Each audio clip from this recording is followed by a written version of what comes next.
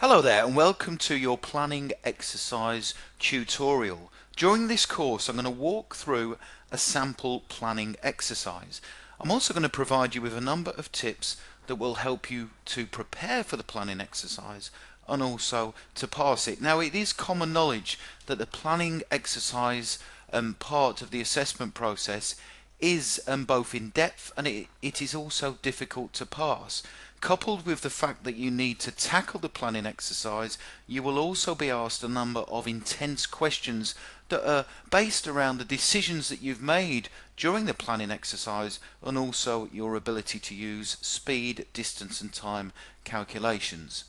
So what I'm going to do is walk through a planning exercise. So it's going to take a little bit of time to do that. Now, it's important to stress at this point that I haven't placed myself under any time restrictions. During the selection process, you will be placed under considerable pressure in terms of completing the planning exercise that you'll be provided with. I've deliberately not placed myself under any time restrictions simply so that you can understand exactly how to tackle the planning exercise. It would be pointless me going through the planning exercise in, say, a 20-minute period because you wouldn't fully understand what I've been doing during the process.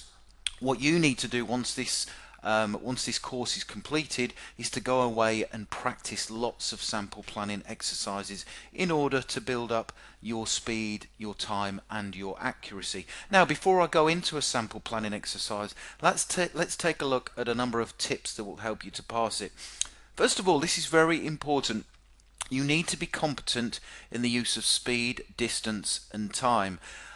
You can do that by trying out lots of sample test questions, but I would also recommend that you visit the website speeddistancetime.info, and I'll show you that website in a minute. Specifically, it's been created for candidates who are going through the Royal Air Force officer selection process, but it is perfect for Army officer candidates, for Royal Navy and also Royal Marines officer candidates. So it's a great website. It's free as well, which is an added bonus, so it doesn't actually cost you anything. I also recommend that you are capable of answering speed, distance and time questions both in written format and during intense questioning. What I would do is I'd get a friend, a colleague or a family relative to sit down and fire lots of speed, distance and time questions at you. You need to be able to answer these without actually writing them down. Now, many people who go through a selection process will only become competent in the use of SDT in written format. They fail to have the ability to answer these questions when they're being fired at them, and that's what you must be able to do if you're going to have a chance of passing. I also recommend that you develop the ability to read the information in the planning exercise quickly and, more importantly, accurately. When I go through a sample planning exercise, you will notice that I'm going to dissect information that is relevant away from information that is irrelevant, and I'll show you how to do that. And finally, you need to try lots of sample planning exercises. You can get a comprehensive planning exercise booklet from the website www.howtobecome.co.uk. It's relatively cheap in price, but it will provide you with about 10 sample planning exercises, and I recommend that you really try a number of them to build up your competence in the use of planning exercise. Now, a quick tutorial on speed, distance and time. This triangle here is something that I recommend that you memorize.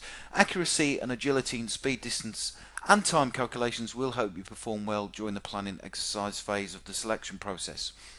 So speed equals distance over time, and you can see that from the triangle. Speed equals distance over time, distance equals speed multiplied by times, and time equals distance over speed. Just by memorizing that triangle, that will really help you during the planning exercise phase. So you can even write that down in the top right hand corner of your blank sheet of paper at the assessment, and you won't have to worry about memorizing these. Just memorize the triangle, and you can think to yourself that D is the first letter in the alphabet out of distance, speed and time. That always goes at the top. Okay, let's just come out of these, bear with me. Now, I mentioned about the speed, distance and time website. There it is on the screen in front of you. So it is speeddistancetime.info. As I said, primarily it's been created for candidates who are going through the Royal Air Force Officer Aircrew Selection Centre process.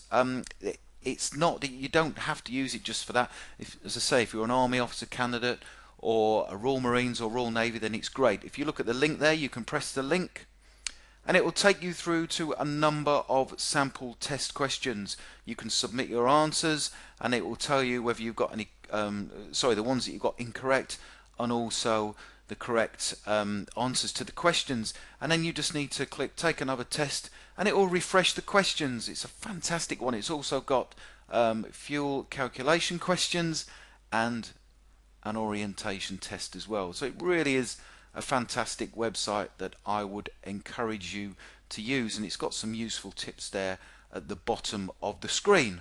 So make sure that you spend plenty of time on the website. As I say, it is free to use. Now, as part of this course, you should have received a planning exercise which is called Seaside Mission. Now we're going to actually walk through this planning exercise. It's a sample one. You won't get asked this during the selection process, but it's a great one to practice with. I've made a few tweaks to this to make it a little bit easier to understand, but what I'm first of all going to do is walk through this planning exercise with you. So make sure that you've printed it off and you've got it in front of you. If not, then just take a look at the screen, listen to me as I process through the information. Now I am going to be moving around. You'll see that as part of this there is information based on a scenario. At the bottom there's a number of questions that we need to answer, and there's also some questions for you to try out yourself at home. I've also provided answers to the questions and an explanation as to how I have reached the answers, so it should help you. I would say that this planning exercise is at beginner level. The reason why I've chose one which is relatively simple, it's to help you understand the process. You can then go away and practice planning exercises of varying degrees of difficulty, but it's always obviously good to start off at a simple level. You will also notice that there is a map as part of this scenario, and you'll see there the sketch itself, and I will move across from this sheet to that sheet periodically, and I will explain through during snail's pace exactly what I'm talking about. Okay, so let's take our time and actually read through the planning exercise. You'll see there that planning exercise is called Seaside Mission. Now what I'm going to do as I walk through this information is highlight the areas that I believe are really important. There's some information in the exercise which I think is really irrelevant that we don't need to concentrate on. So let's start off. You are the duty officer in charge at the Royal National Lifeboat Institution's Rescue Centre at Flitterby. Okay, so we're an officer in charge. The Flitterby lifeboat is currently involved in rescuing some sailors from a drifting yacht in the Irish Sea. So if we just go across to our map, there's the Irish Sea, there's RNLI Flitterby. Okay, it is exactly 10 AM and the coxswain of the lifeboat has just radioed the following message to you. One of the sailors we have taken off from the sinking yacht is desperately ill and must have a blood transfusion as soon as possible. I have just been talking by radio to the A&E Accident and Emergency staff at Ashby Hospital, and they will be standing by to receive him, but have pointed out that every minute counts. Okay, let's just go across to our map. We can see there that that's where you are, the Royal National Lifeboat Institute at Flitterby, and there's the hospital. You can see a number of different routes on the map that you should have in front of you, and these will become apparent in a second. But basically, obviously, they're out in the Irish Sea. They're going to get to the RNLI there, and then it will probably be your task to get to the hospital in the quickest time possible. So that's the information that we've got to. Make sure the RNLI's ambulance, a specially adapted estate car, is ready to take him to the hospital as soon as we arrive at the jetty. So that's what you must do. I cannot give you an exact time of arrival, but it will not be before 10:20 hours. I'm going to highlight that because that's important. And it will not be later than 10:45 hours. So already we've got a couple of pieces of information that are relevant. I'm not saying that the previous information is irrelevant, but in terms of us being able to tackle this exercise, that information there is crucial. Once we are tied up, it will take us 5 minutes to get him from the boat into the ambulance. That is also important. You'll see there that I'm highlighting information that is based around time. I will also highlight other factors which are important to helping us to tackle this situation. Now, it will be up to you to get him from the jetty to the A&E department with the utmost urgency. Okay, so that's basically our aim, to get him from the jetty to the A&E department. So that's what we must do, and I'm going to highlight that part there in green. Okay. You study the map and recollect that there are 3 ways to get to the hospital, each with advantages and disadvantages. So let's now take a look at them. The route via the gate bridge is subject to delays as the crossings are controlled and the bridge is only open 3 minutes per hour. Okay, so 3 minutes per hour for 12 minutes. The bridge is open at 10 minutes past, 30 minutes past and 10 minutes to the hour. The journey across the gate bridge will take you 10 minutes, and the B120 is a twisty and a maximum average speed could be no greater than 40 miles an hour. So let's go across to our map. So we'll see there that the B20, let me get rid of this. We can see there that the B20 is a total of 80 miles, and there's the gate bridge from that point to that point, and then on the other side it's a total of 40 miles. So we need to travel 80 miles to get to the gate bridge and then 40 miles once on the other side. Okay, the route, let's recap. The route via the gate bridge is subject to delays as the crossings are controlled and the bridges are only open 3 times per hour for 12 minutes. So let's click that.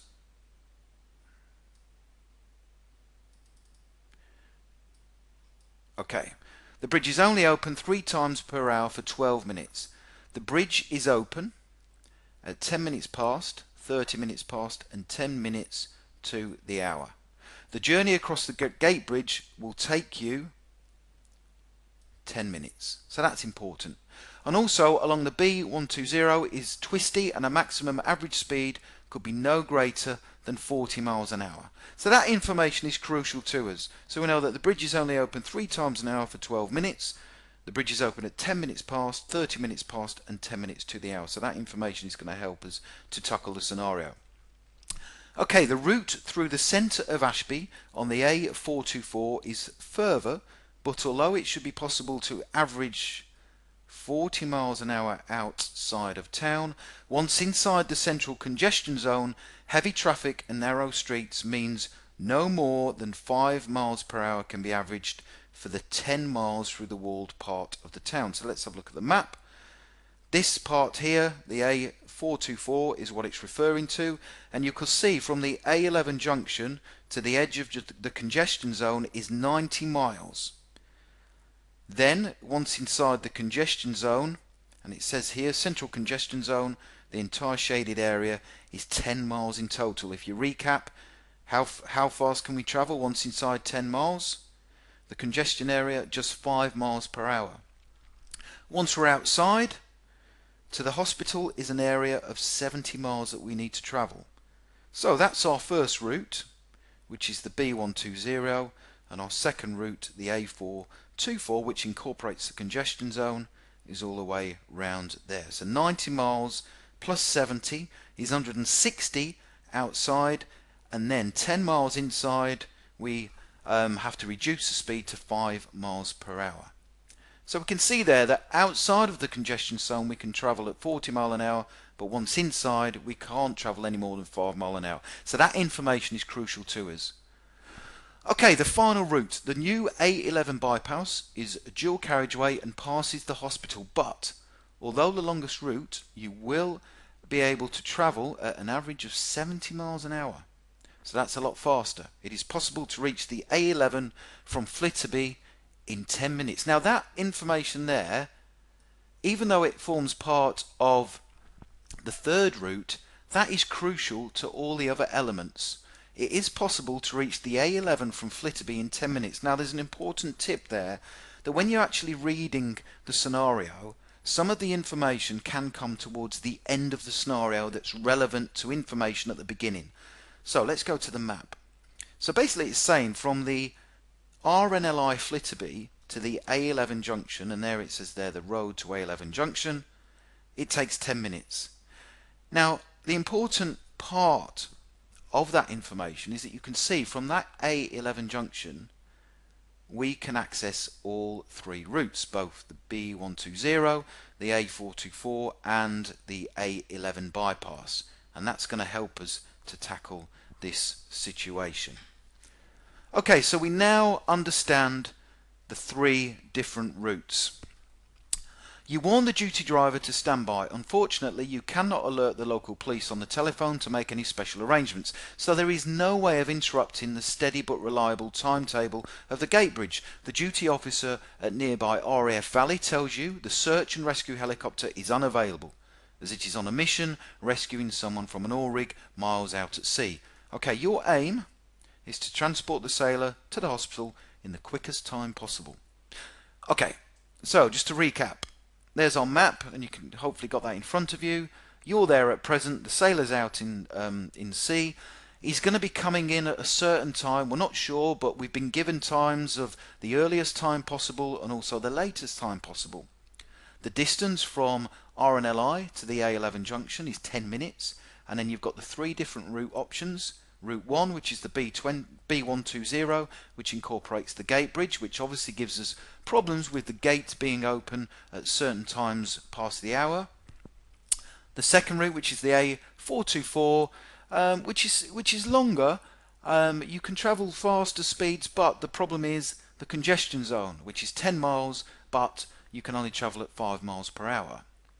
And then finally, the longer A11 bypass, okay, which is obviously longer, and it's 280 miles, but there are no restrictions. So let's take a look at the questions. Question number 1. How long in minutes will it take you to get from RNLI Flitterby to the A11 junction? They've already told us that because we've remembered the information. How long does it take to get from there to the A11 junction? And the answer is 10 minutes. So there's the answer on the sheet. We know that because the information is provided there. It is possible to reach the A11 from Flitterby in 10 minutes. That is a simple question. Okay, question 2, which is slightly harder. Based on the sailor arriving at Flitterby at the earliest time possible, what time will you reach the hospital if you choose route 1? So let's just go up here. The key part to that is the earliest time possible. Now if we go up to our information, we know that the earliest time possible is 10:20, which is highlighted there at the top. We know that the latest time is 10:45 because we've highlighted that information. So 10:20. Now it's asking us about route 1, which is this one. The route via the gate bridge is subject to delays as the crossings are controlled and the bridge is only open 3 times an hour for 12 minutes. The bridge is open at 10 minutes past, 30 minutes past and 10 minutes to the hour, and the journey across the bridge takes 10 minutes, and we can only achieve a maximum of 40 miles per hour. So, the question, based on the sailor arriving at Flitterby at the earliest time, which is 10:20, what time will you reach the hospital if you choose route 1? So let's now walk through question 2. Based on the sailor arriving at Flitterby at the earliest time possible, what time will you reach the hospital if you choose route 1? Okay, the sailor arrives at Flitterby at 10:20. We know that. He arrives at 10:20 hours. We know that it takes 5 minutes to load him onto the ambulance, which brings the time now to 10:25, because obviously 10:20 plus 5 is 10:25. We know that it takes us 10 minutes to get to the A11 junction, which now brings the time to 10:35 hours. Okay, so we're now at 10:35 and we're at the A11 junction there. Travelling route 1, it is a total of 80 miles to the gate bridge. We know that because of that there. It says there 80 miles to the gate bridge. We're able to travel at a maximum speed of 40 miles an hour because that's what it tells us. To find out the time it takes to travel this distance, we need to use the calculation. Time equals distance divided by speed. Okay, don't forget we know that because of the calculations that we've learnt. Therefore time equals distance, which is 80 divided by 40, maximum speed. The answer is therefore 2 hours. Because of that, we now know that we'll arrive at the gate bridge at 12:35 hours. So we're now travelled from there to there, and the time is 12:35 hours. From the information provided, we know that the gate bridge is open 3 times an hour for 12 minutes. The bridge is open at 10 minutes past, 30 minutes past, and 10 minutes to the hour. Because the bridge is open at 30 minutes past the hour, the bridge is already open when we arrive at 12:35. It's been open for 5 minutes. Therefore, we are able to cross straight away.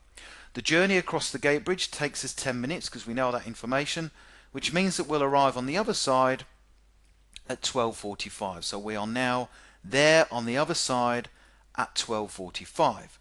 We now have to make the final journey along the B120 towards the hospital. The distance is 40 miles, so we know that because there, 40 miles, and we can travel at a maximum speed of 40 miles an hour. In order to calculate the time, we need to use the following calculation. Time equals distance over speed, the same one. Distance is 40 divided by the speed of 40. The answer is 1 hour. So therefore, we arrive at the hospital at 13:45 hours. Okay, so that should be clear. From there to there, we know the exact time that it will take us.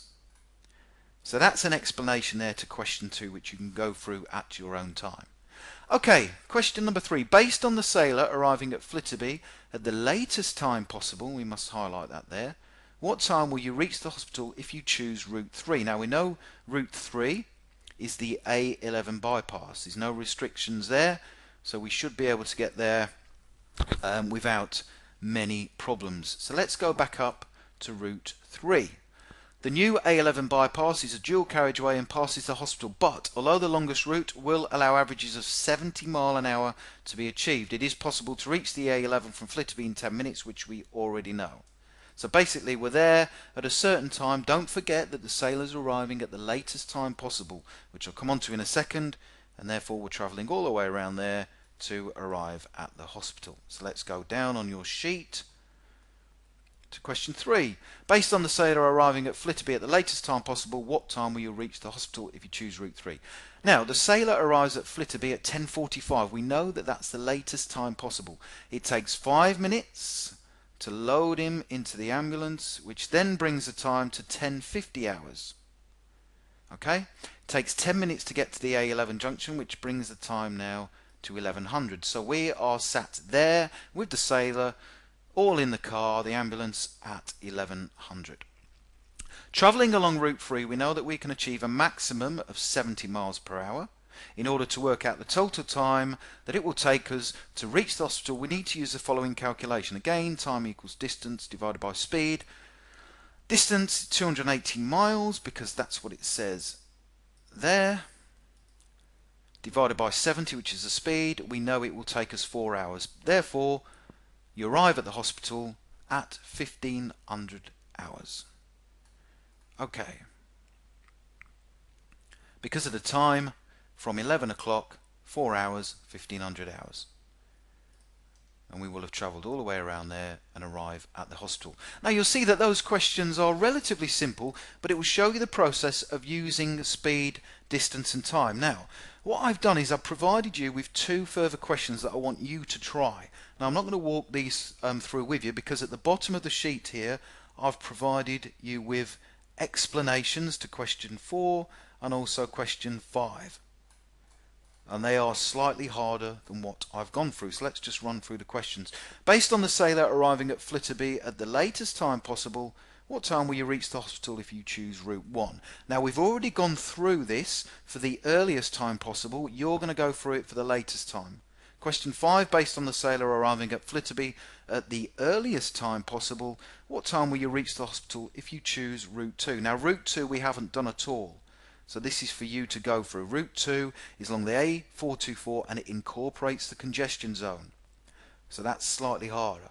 So make sure that you go through the questions and the responses that I provided you with there and the explanations and answers. Obviously try it without looking at the sheet. Go through the calculations. So that's basically walking through a sample scenario. Let me just come back to the presentation. So don't forget the tips that I provided you with. Be competent in the use of speed, distance and time. Remember the website that I've just shown you? Go on there. I've only shown you calculations for working out the time. In the planning exercise documents that are available on the website howtobecome.co.uk, it will encourage you to use different calculations. You must become competent in all three of these calculations. Don't forget, answer speed, distance and time questions both in written format and during intense questioning. Once you've finished the planning exercise and you've written down all of your calculations, and that's what you must do, is work out the calculations, you'll go for a period of intense questioning. You must make sure that you remain calm. When the officer is firing questions at you, make sure you are calm. Never flap. Don't show any signs of crumbling under pressure. They are asking you intense questions to see how you cope with it. Another tip is, if you do not know the answer, then just say so. Okay? Don't try and waffle. Don't argue with the officer. They're looking to see if you can cope under pressure. Make sure you read the information quickly and accurately, and try lots of sample planning exercises. You'll see there that out of all of that information on that scenario, I've only highlighted certain parts of it. Some of it I believe is irrelevant. Okay, so you're the duty officer in charge at the RNLI Rescue Centre at Flitterby. What does that matter? It's irrelevant. Only dissect information that is really relevant to the scenario, and that will help you to deal with it a lot faster. Okay, finally, make sure you're competent in the use of speed, distance and time, and don't forget the triangle that I've provided you with there. So make sure you try lots of planning exercises, and thank you very much for watching.